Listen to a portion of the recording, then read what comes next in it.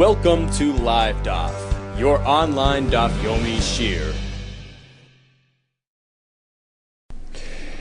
Shalom Aleichem and welcome back to today's DAF Hayomi Bava Kamma DAF Lametes. We are holding at the Mishnah, which is 3 lines off the top of the Amud. Says the Mishnah, Sher shel pekeach, an ox which belongs to a normal person, a responsible person. Shenogach sher shel cheresh, shait v'katan, who attacked a bull belonging to either a cheresh, a fellow who is deaf-mute, a shaita, somebody deranged, or a katan, a minor.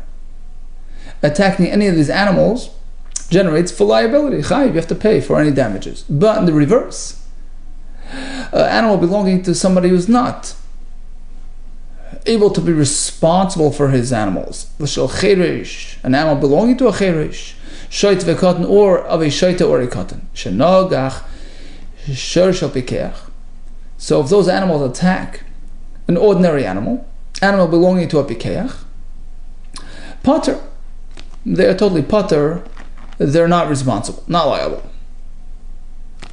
And Rashi explains that, the Gemara will go through this, that we don't collect, we don't put these people on trial, so to speak.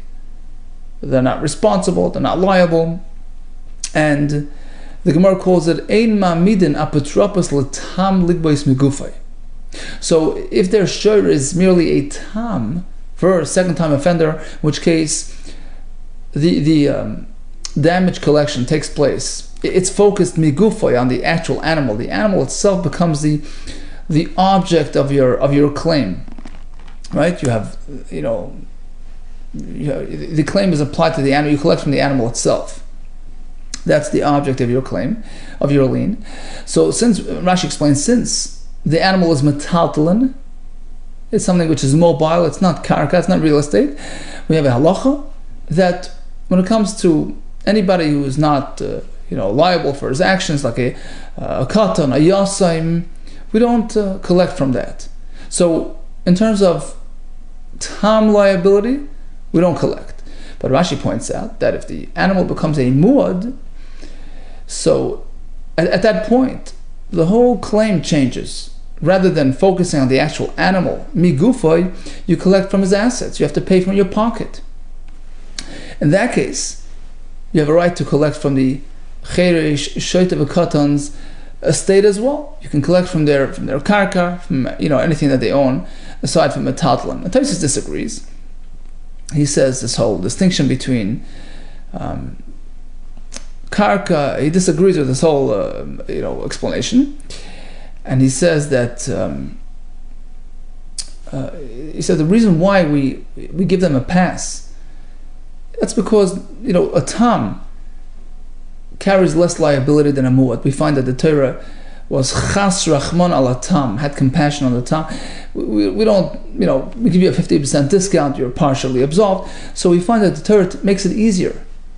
The Torah doesn't come down so severe on the owner of the animal, of the tam animal, and therefore, just as we do chatzi nezek, here as well, when it comes to these fellows, the cheresh v'katan, we sort of take it easy on them, provided it's only a tam, and they're pater. But once it turns into a muad, habitual offender, no more discounts, and of course they're liable, as the Gemara will explain. Okay, so far we have both sides of the coin. Shor of a pikeach strikes a shor cheresh v'katan, fully chayev. But an animal belonging to these fellows who strikes shor of a pikeach, they are pater. Continues the Mishnah. Shor shel cheresh shaita v'katan. So we have an animal belonging to any of these individuals, shenagach, who was known to attack others. What happens now? Bezdin ma'amidin lehem apotropos. Bezdin doesn't just let that pass, doesn't just ignore it. We appoint a caretaker to look after. They're not able to look after their own things, so we have somebody look after it for them. Umeidin lahen, and we inform on their behalf, meaning we let the apotropos know. Umeidin lahen b'fnei apotropos. We put him on notice on behalf of the kids, and look what's going on to the animal. You got to watch him. And it would seem from this point in the Mishnah that they are responsible, even for a shor tam. And that's going to be the kasha coming up in the Gemara. Now, continues the Mishnah with another halach. So we have their animal who now has been labeled a muad because he's been doing it repeatedly. What happens if the owner, the cherish owner, now was healed? He's no longer a cherish. The deranged fellow healed as well. The katan became bar mitzvah. So now they take full, ownership and responsibility for their animal, who was now labeled a muad. What happens now? Does he maintain the muad status? No. Ghazal tamusa. He goes back to the tam status. He reverts to the tam status. Divrei Meitzer Shita. The Gemara will call it rishus mishana, change of ownership, change of jurisdiction, changes the status of the animal. And the Meiri says it's about mazel. Change of ownership changes the mazel of the animal. So if until now he was a muad, a violent animal, perhaps something changed because now he has a new owner, and one's belongings, one's animals, etc., are dependent on the owner. So a new owner, perhaps, new behavior, new slate, we erase his record, he goes back to scratch to a tam. Rabbi Yehuda, no, he maintains his status. Once a muad, always a muad, until he proves that he's able to exhibit good behavior. But the mere fact that there's a change of ownership, so to speak, from the apotropos back to the owner, who is now a gadol, who is now healthy, that doesn't automatically revoke the muad status. One more halacha. Sherha itztaden, a bull who is trained to engage in bullfights in the itztaden, in the stadiums, einei chayav misa. Even if he kills a person, he's not liable to death. He's not chayav misa. Why? Because he was trained. He was trained like a robot to kill people. Shnamar ki yigach. The pasuk in describing an attacking bull says ki yigach. He decided to attack. He initiated it. It's his own thing. As opposed to a bull who was trained to do so and sort of imposed on him. Now, we had that kash on the Mishnah regarding a shoyer of a cheresh shoyte v'katan. Here we say that if it attacks in its tam state, they're pater. As we explained, Rashi's pshat, Taisa's pshat, how go for kasha? But if you look at the Mishnah closely, we seem to have a kasha. First we say, Amras shoyer shel cheresh shoyte v'katan shen nagach shoyer shel pekeach pater. Right? So the animal belonging to these individuals who attacked a regular animal belonging to an ordinary person, right? They're pater. Alma, what does that tell us about their responsibility? Ein ma'amidin apotropos l'tam. We do not appoint an apotropos, a caretaker, to look after the shar tam, ligbeis migufay, to collect from the animal itself, as we explained before. We don't do that. They're not responsible. Eivos seifa. Let's move on to the next part of the Mishnah, where it says, shor shel cheresh, shoyte v'katan, shen nagach. So if their animal goes on attack, bezdin ma'amidin apotropos. We do appoint apotropos. U'me'idin lahem fnei apotropos. We take him to task. What does that tell us about their liability? Alma ma'amidin lahem apotropos l'tam ligbeis migufay. We see that even for a tam, they're responsible. How does that work? Alma Rabba, let me explain to you the Mishnah. The Mishnah means like this. Of course, we don't collect if he's only a tam. We don't do that. Migufay. These are yisayim, these are irresponsible people not responsible for their animals. So at this point, we let them go. The Mishnah just means, suppose Bezdin notices that these animals are really going on a rampage. So forget about, we're not turning them into official mu'adim. But we see, look what's going on. They're attacking right and left. At this point, we step in. We say, look, we can't let this go.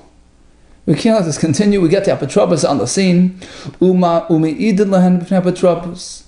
And we warn the apotropos, look what's going on. We put him on notice. So up until this point, there's no payment. No payment issued. There's no actual financial liability, right?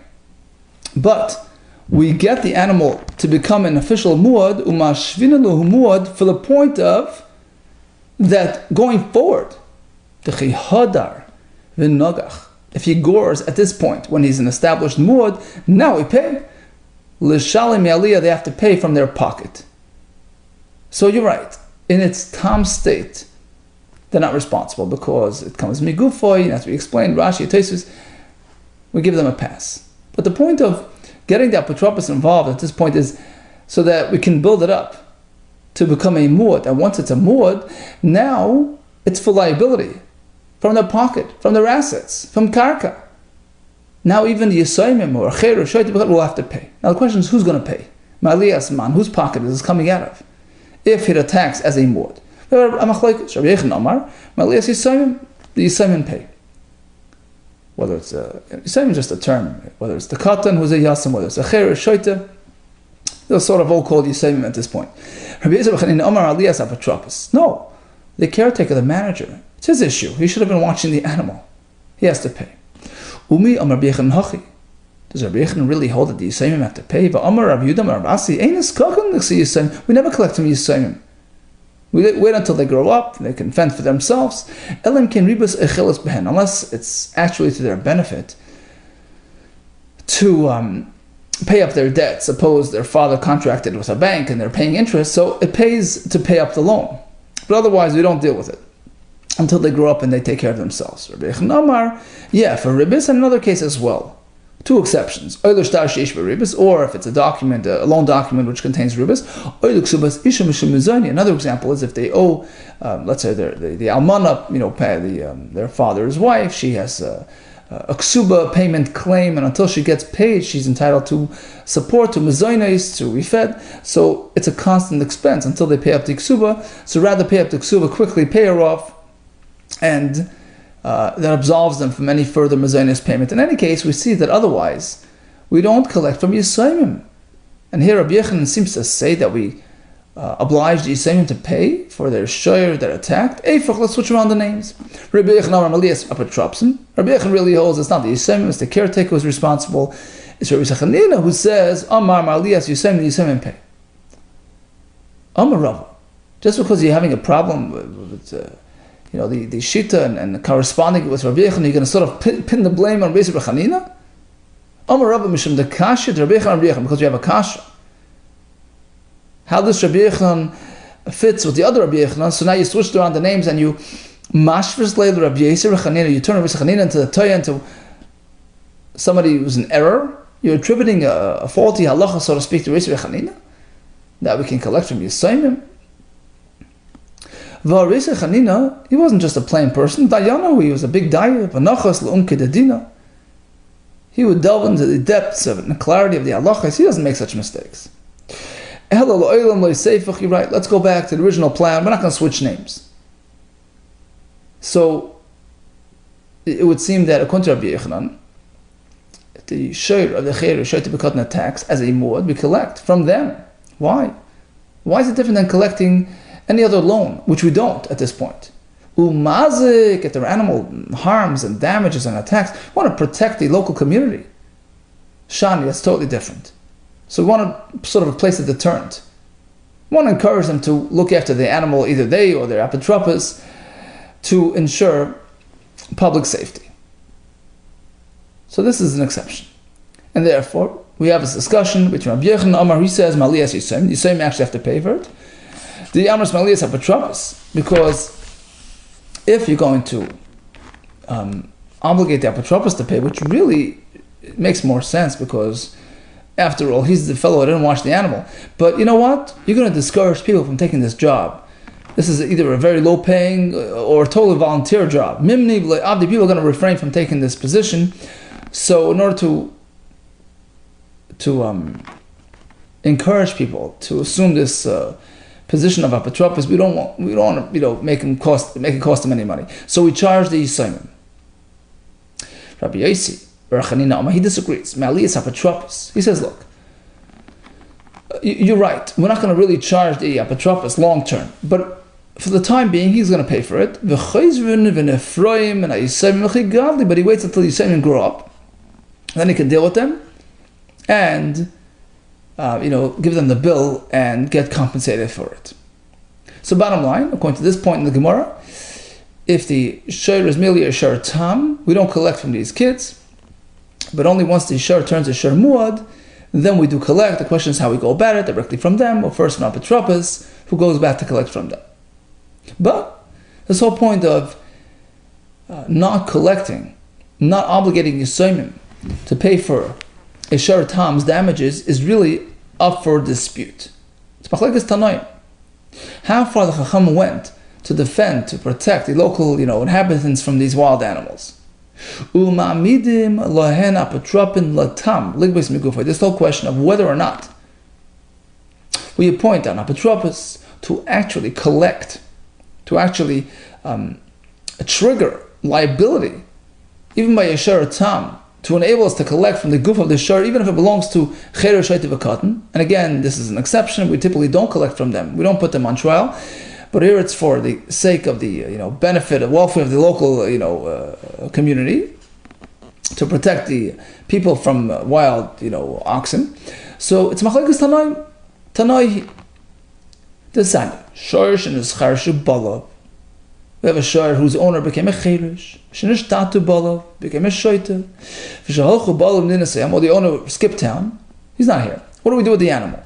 Yehuda ben Kusa Amar Sumchos, he quotes Sumchos, Hariyu b'tamusay, ad shia'idu bo yifnei balam.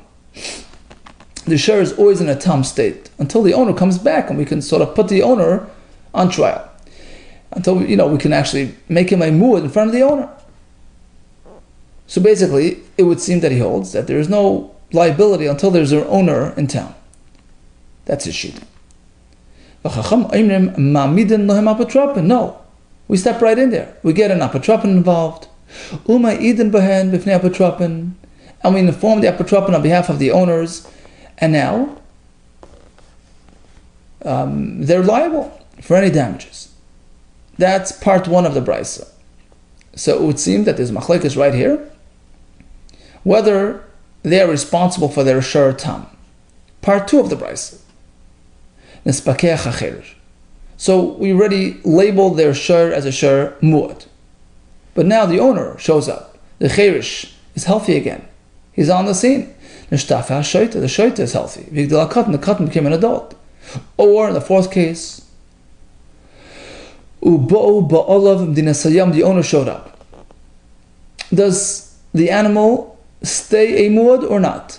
So that runs into that shaila of rishus mishana, change of ownership. Does that change the status? Yehuda ben Kusa Amar Sumchos. Yehuda ben Kusa quotes Sumchos.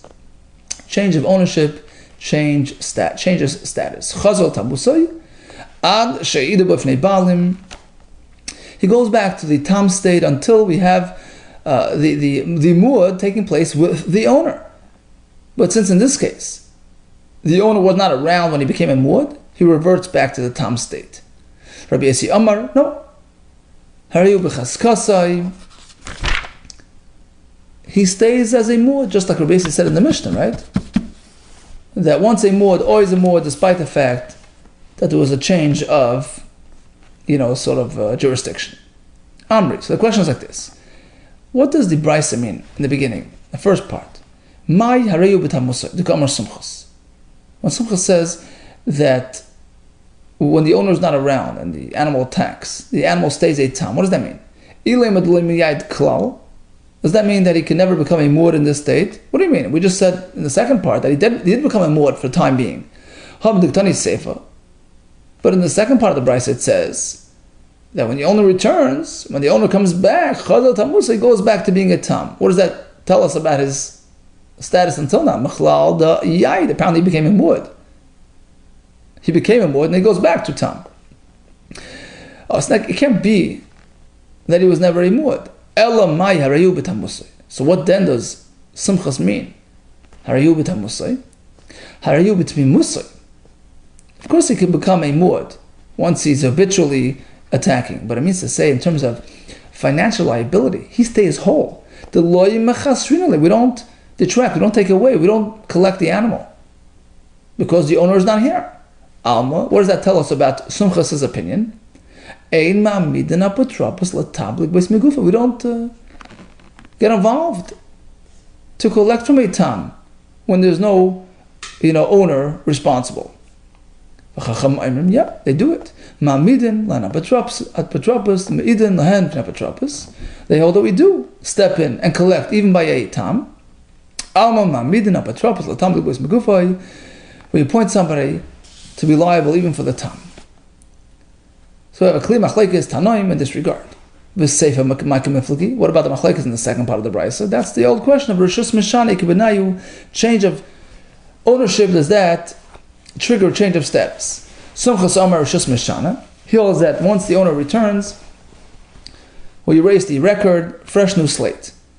He goes back to being a tam. Rabbi Yissavar, no. He maintains his status Rishus, Eina Mishana, doesn't change anything. Tana Rabban, here comes a new bris.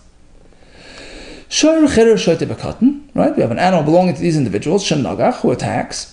Rabbi Yaakov Mishalim Chatzi Nezek. Rabbi Yaakov has to pay 50%. Rabbi Yaakov, why is he responsible? What did he do wrong? So by the way, the Yavitz says that perhaps the Gemara and the Havamina felt that Rabbi Yaakov was the Av Bezdin in town, so maybe he's responsible for the sort of ownerless animals and he should have looked after it. In any case, the Gemara has a problem with this. Literally, Rabbi Yaakov pays money. Why is he paying? It's not his animal. Ella Ema, we're missing one word. We have to insert one word and it straightens out. Rabbi Yaakov says that in this case, the Cherer Shoyte Bekatan will be liable to 50% Mishalim Chatzi Nezek. Now, but my asking, what are we speaking about? Why can't Rabbi Yaakov just say Chayev? Why does he stress that it's Chatzi Nezek? What's the point of saying that? Iba Tam, if it's a Tam, Pshita, of course. Dekuli Alma Nami Chatzi Nezek L'Mishalim. Everybody would pay 50%. Why is it specific to a Cherer Shoyte Bekatan? What's the point of the price? Viba Muad, if we're speaking about a Muad, again, why is it only 50%? Ida Avdilei Shmira, if they watched it, Klal Klal Leibei Shlumi, you don't have to pay anything. Vidlei Avdilei Shmira, and if there was no Shmira at all, Kuli Nezek Boi Shlumi, right? So if they watched it, Klal Klal Leibei Shlumi, forget about paying anything. If there was no Shmira at all, then you have to pay fully. How do you get to 50%? Amar Rava Lo'ilam B'Muad. I'll tell you what's going on. The animal is a muad. And you have to know many, many things. There are many premises that the halacha is based on. So first of all, we're meant to know. This is a discussion later on DAF. We're not going to get into the intricacies and the whys in the house, but the machlekes there involves Rabbi Yehuda's shita. Rabbi Yehuda holds that, interestingly, when a shor is a tam, the level of shmira, the standards are higher than muad. And he learns it from Psukim. So there are two types of shmiras. There's a basic level, shmira pechusa, minimal standards of watching. You set up a partition which can withstand a ruach mitsuya, a common wind. That's called shmira pechusa, basic shmira, and that satisfies the muad requirement. So if you did that for the muad and it went out and attacked, you're not responsible. But for a tam, you need shmira me'ula. You need a greater level of shmira. Something that can withstand even an unusual gust of wind. Okay? Now, Rava says we're speaking about a muad. Now, a muad contains within him an element of tam as well. That's Rabbi Yehuda's shita, chiddush. It's called tzad tamus. The tam aspect, b'mkoyim hamedes, remains intact. So every muad is sort of riding above the tam within him. He doesn't lose that tam status. Interesting. And with respect to the tam, we need shmira ma'ula, the better shmira. Right? So what happened was over here, we have a muad. And how well was it washed? V'achab my skin was speaking the avdi shmira pechusa. They did basic shmira. V'lo avdi le shmira ma'ula, not the more advanced shmira. So, ironically, he's now potter as far as the muad part of the animal, because he did a shmira pechusa, which adequately addresses the muad part, but is liable to the tam part, because for that you need a better shmira. For Rabbi Yaakov Savala, Rabbi Yaakov, who said the halacha that you pay 50%, Savala Rabbi Yehuda. So firstly, he holds like Rabbi Yehuda, the Amar Tzad Tamus, every muad rides on the tam within him. He doesn't lose the tam status. He's sort of half tam, half muad. And the tam part of him retains all the halachas and rules of a tam. So that's number one. V'savel Rabbi Yehuda, and likewise, he holds another halacha of Rabbi Yehuda. The Amar muad sagile b'shmir b'chusa. Ironically, a muad, for him, it's enough to watch a shmira pchusa, to be potter. But for the tam, you need a higher degree of shmira. And number three, third chiddush, v'savel Rabbanan, and Rabbi Yaakov holds like the Rabbanan mentioned earlier, the Amri who hold, ma'amidin apatropas l'tam ligbeis megufay. Even though it's a tam, we're collecting from the actual animal, we obligate the Cherer Shoyte Bekatan, we appoint an apotropos for that. So it's based on three premises. Again, first of all, we're speaking about a muad, and he applied only a shmira pechusa. So first of all, you have to know that shmira pechusa is sufficient for muad and not for tam. Number two, we have to know, every muad contains within him sort of a partial tam. And number three, for the tam obligation, we do apply it even to Yisayim. And that's how we get to Chatzi Nezek. So there really isn't the machlokes here between Rabbi Yaakov and Rabbi Yehuda. They're both hand in hand, and that's how we get to Chatzi Nezek. Amalei Abaye v'loi pligi.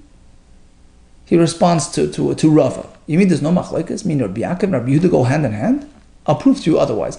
I'll prove to you that Rabbi Yaakov disagrees in some respect with Rabbi Yehuda. Vatanya. We have a brayso. Here comes brayso number 2. So we had brayso number 1. Rabbi Yaakov says you pay 50%, and we explain. But here comes brayso number 2. Vatanya. Right? We have this animal, Shanagach, who attacked. Rabbi Yehuda Machayev. Rabbi Yehuda says you have to pay. Rabbi Yaakov Mechatzi Nezek, who did Mishalom only 50%. Sounds like there's a machlekes going on here between Rabbi Yehuda who says fully, and Rabbi Yaakov only says 50%. So how can we say Rabbi Yaakov and Rabbi Yehuda are on the same line? Amar Rabba Bar Ula. So Rabba Ula explains, according to Rava, no, once again, there is no machlekes. Masha Machayev Rabbi Yehuda, Pirush Rabbi Yaakov. Rabbi Yaakov is simply explaining what Rabbi Yehuda meant. Rabbi Yehuda says you have to pay. How much? As Rabbi Yaakov, it's 50%, as we explained. Again, we're speaking about a muad who retains the tam part within him. He's only liable for the tam, which is collected even from Yisayim. So that was Rava's approach. In both prices, we don't really have a machlekes. Rabbi Yaakov, Rabbi Yehuda, it's all the same track, as we explained. Now, Abaye seems to hold there is machlekes between Rabbi Yaakov and Rabbi Yehuda. Ula Abaye domar pligi, b'mai pligi. Now, according to Abaye, there is some sort of machlekes. What's the machlekes about? Amalach, he explains like this. Hachav b'mai skin b'muad. So according to Abaye's approach, both prices are going to be speaking once again about a muad, but we're going to explain now why. According to Rabbi Yehuda, we pay 100%, and Rabbi Yaakov holds you only pay 50%. And the point will be that according to Rabbi Yaakov, you are not mamed apotropos letam ligbois megufay.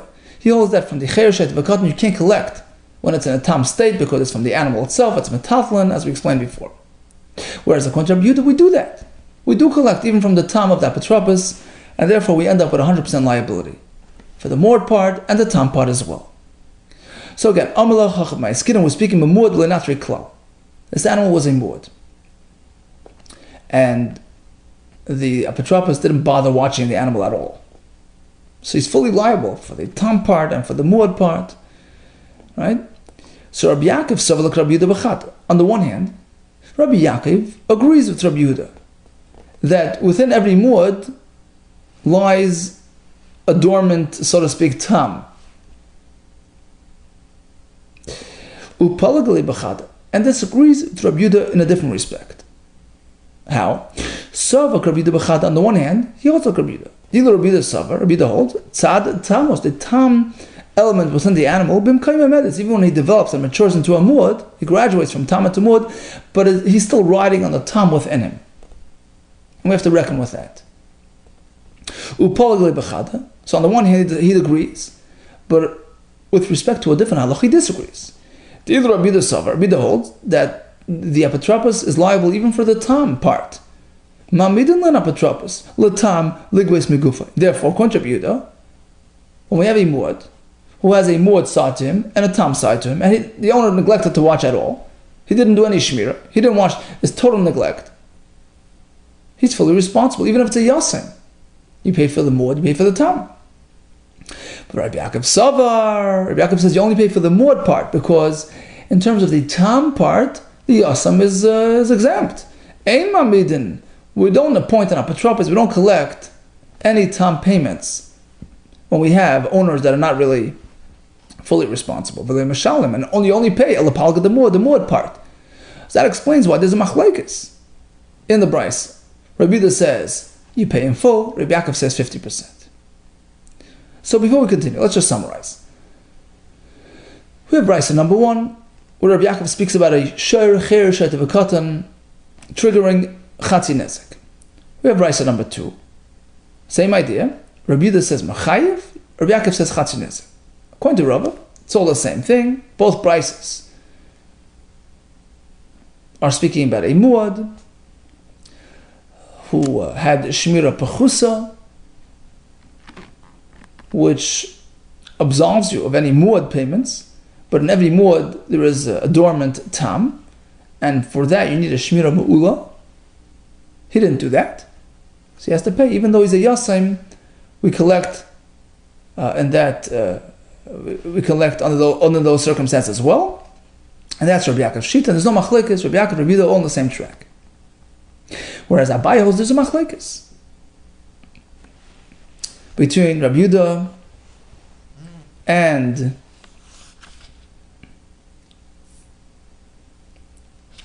Rabbi Yaakov. We're speaking again about a muad who has within him, the tam element as well. Tzad tamas from Kaima Medes. We're speaking there was no shmira at all. He's fully liable now. According to Rabbi Yehuda, painful for the muad for the tam. Whereas according to Rabbi Yaakov, only for the muad but not for the tam, because we don't collect tam payments under these circumstances. Continues the Gemara. Amalei Rav Acha bar Abaye l'Ravina. He had a kash. Bishleim el Abaye domar pligi shaper. So according to Abaye, there's a machlekes, and we're speaking about a muad in both cases. Both prices speaking about a muad, as we explained. That's why you're paying, according to Rabbi Yaakov, in the first price, because you don't pay for the tam part, you don't collect that from your son, you only pay from the muad part. And likewise, in the second price, we have the machlekes in the same case, and muad, Rabbi Yehuda says fully, Rabbi Yaakov says chatzi nezek for the muad part. So Shapi, we understand why, the first price, it must be speaking about a muad. That's the only way they would have to pay anything on Rabbi Yaakov. Okay, that's good. Shapi. Elo l'Rava da amar le pligi. But according to Ravo, says that there is no machlekes at all between Rabbi Yaakov and Rabbi Yehuda. And Rabbi Yaakov holds ma'amidin apotropin l'tam ligbois megufa. Even by a tam we collect by the apotropis, right? So adamuki lebemuad nukma betam. So instead of discussing, let's go to the first price. We discussed a muad, shmira pechusa, and that absolves you of the muad payment, but you still have the tam payment within the muad, and you collect that even though there is saimim, etc., etc. Why do we have to speak about such a convoluted case? Adamuki lebemuad nukma betam. Just speak simple. Let's speak about a tam. Okay? The animal was not a muad. And the Mepharshim say it's more likely that an animal will be a tam. How often do animals become a muad? So tam is a more likely scenario. So let's just stick to a simple case. Cheresh, Sheit v'Katan owned an animal who attacked the first time around. He's a tam. Okay? And the question is simply, what happens to the chatzi nezek that a tam is meant to pay? Right? Says Rabbi Yaakov, you pay it, even though it's a cheresh Sheit v'Katan, because we are mamed apotropos, we collect via the apotropos. So it was a tam, and he neglected, he failed to watch it.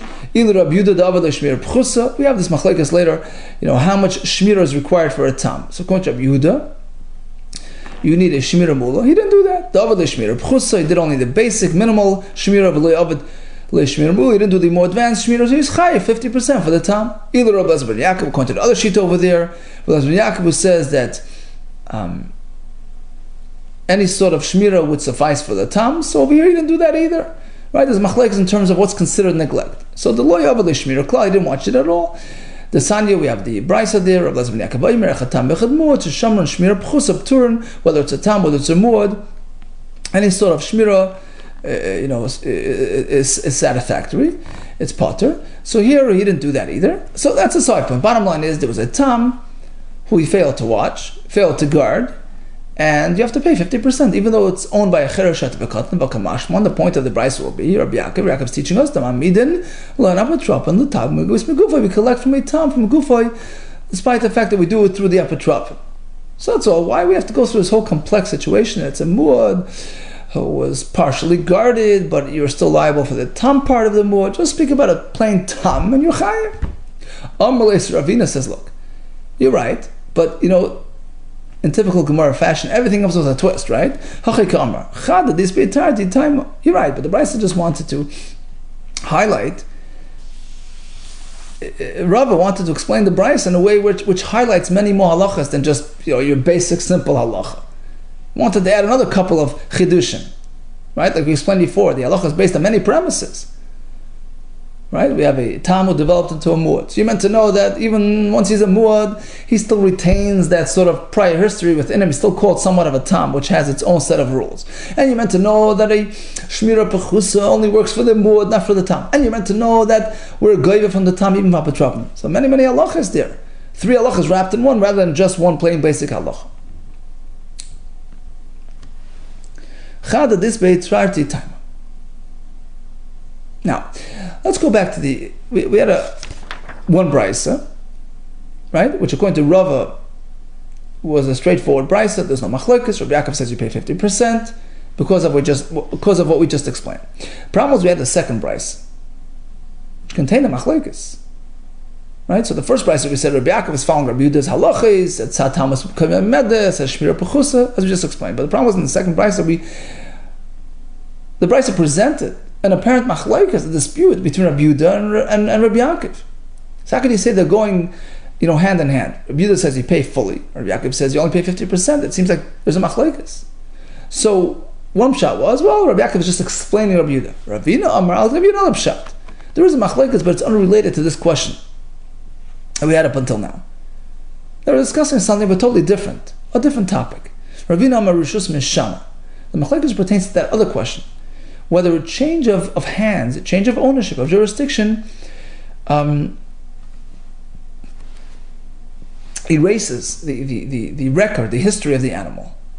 Now, that's the machlokes between Rabbi Yaakov and Rabbi Yehuda. You can go into have a muad. For instance, the animal became a muad under the watch of their caretaker, of the apotropos, and then the owner is alive and well, he's back in town. So what happens now? That's the old machlokes. Rabbi Yehuda Savar, Rabbi Yehuda follows Rabbi Yossi Shita, that the animal retains its status. It's about the animal. He's proven to be violent, leave it alone. Rabbi Yaakov Savar Rishus Mishana, change of ownership, change mazel. You never know what kind of effect it'll have on the animal, it'll have a calming effect on him, and therefore we have to start fresh. Past history, prior behavior isn't an indication of future behavior, and therefore we have to give him a new chance and start his slate anew. Okay, so to summarize, if a shor of an ordinary person strikes a shor of a chereshet of a cotton, chayiv. But a shor of a chereshet of a cotton strikes a shor of a pikeach. So if he's a muad, they're chayiv. Depends who, the question is who pays. Is it the yisomim or the apotropos who gets compensated? That's a discussion with the Gemara. With respect to liability in its tam status, well, that's again a shaila, machlokes tanoim, in the brisa. And then we had a shaila of rishus mishana.